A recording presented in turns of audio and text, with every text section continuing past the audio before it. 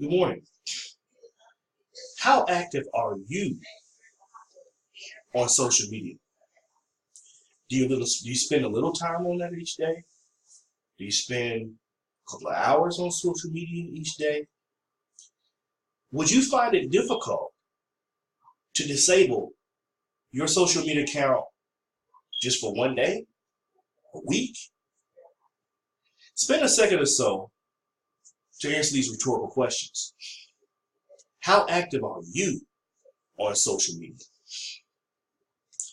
Today, I would like to talk about some positive things, start off talking about some positive things that social media can do for us, but spend most of the time on our discussion on the dangers that social media can pose for us on the job, in our family life, as well as ourselves personally. But first, let's talk about a couple of things positive with social media. Well, when we think when social media was created, what was one of the first things that we wanted to do? We wanted to reconnect with people, right? That's the purpose of social media. It's definitely positive. If you had positive people in your life that you were friends with maybe 15, 20 years ago, you can reconnect with them. If you make a casserole dish of something, or a green bean casserole, we'll say, right? You make that dish, you're very proud of it. What do?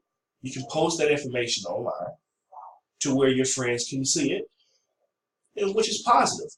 You can have positive conversations online with persons. You can disperse information, useful information, online to people that you're friends with. Definitely positive things. But with something that's positive, we know that there are dangers.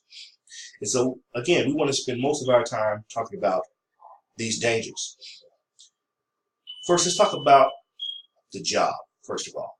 What dangers can be had there? Well, many of us have heard heard the phrase, it's about who you know when you get a job. It's about who you know. We've all heard people say that. We probably sit there ourselves, right? And there's a lot of truth when it comes to that. But it can also be said that through social media, people know us through social media. Yeah, it's through who we know as far as finding a job. But who knows us through our online social media account?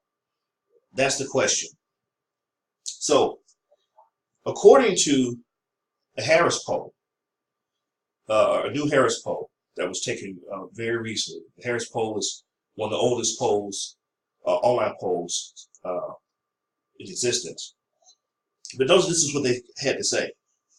They took a poll of about 2,000 students, and it stated that 27% of posters said that they posted something online that was seen by an unintended party. 8% of those posters said they got in trouble at work because of what they posted. Nearly 7% said they lost a job because of what they posted online. Now, let's think about that for a minute.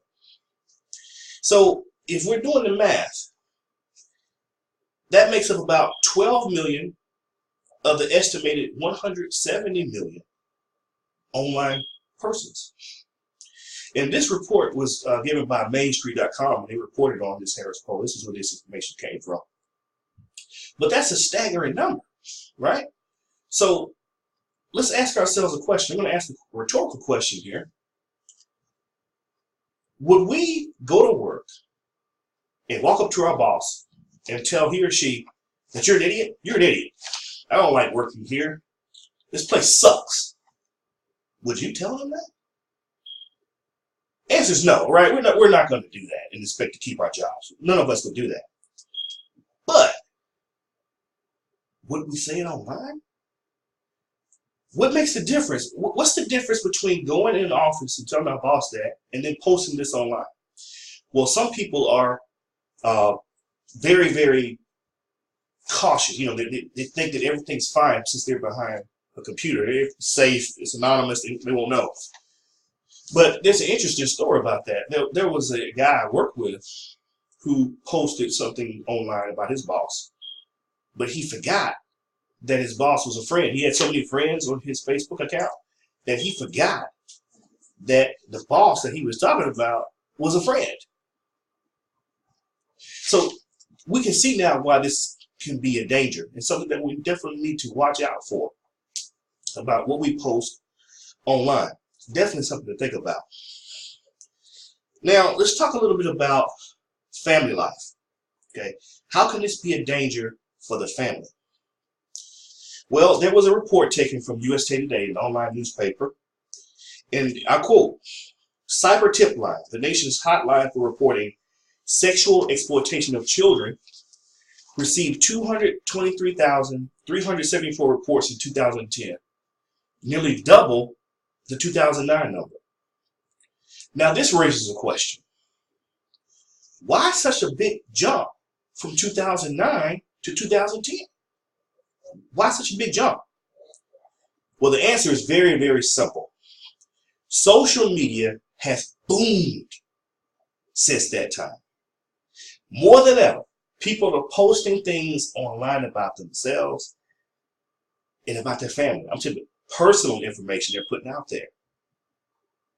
Well, the more we put out, the more information gets out to people who shouldn't have it. Now, according to Adam Mickrick, the founder of Digital Stakeout, Digital Stakeout is a online security, cybersecurity firm, and this is what he had to say, and I quote, "I can understand who you are, what you like, what you value, and attain that information very quickly." That's what he had to say. So, again, we can definitely see why this is a danger. Our children are online, posting things about themselves that may be personal, and you have cyber criminals that are there just to watch what you're doing and watch the things that you're posting. Well, they can use this information to attack you through the internet. Definitely a danger that we need to watch out for in our families. Now, let's shift our focus to how social media can affect ourselves personally. Many of us are married. Many of us have relationships. And one of the things that we talked about earlier is reconnecting with people online. That was one of the positives. That could also be a negative as well, right? We also could be reconnected with old flames, old boyfriends, old girlfriends.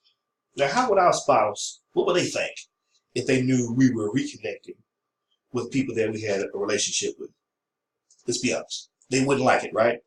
We probably wouldn't like it either. You can click a button, wink at somebody, and just like that, you can rekindle old relationships that should have died out a long time ago because you're with your new spouse. Definitely a danger for you personally, for your personal relationships. So, in conclusion, we've talked a lot about how social media can hurt us on the job, it can hurt us in our family life, and it can also hurt us in our own personal lives. So what are some practical suggestions that we can use to protect ourselves and our family from harm? Use social media in moderation. Maybe post, be online maybe an hour or so a week on our social media accounts. Monitor our kids' usage of social media because people can hide who they are. Keep personal comments about you and your family to a minimum. Remember, the more you post about what you believe in your feelings, the more information is out there for cyber criminals. And also, last but not least, don't ever believe that since you hit delete on your keyboard, that your online post is gone. It's gone. What I said about my boss yesterday, it's gone. She'll never see it. Wrong. It's out there. Don't do it. Have the mindset that whatever I post online is out there forever. So be careful about what you post. So, and never say anything disparaging about your job on the internet. That's just not smart, right? It's not smart. Don't do it. So these are a few of the tips that I think if we implement them, it'll definitely benefit us. So I hope this information has been informative for you. I'd like to thank you for viewing.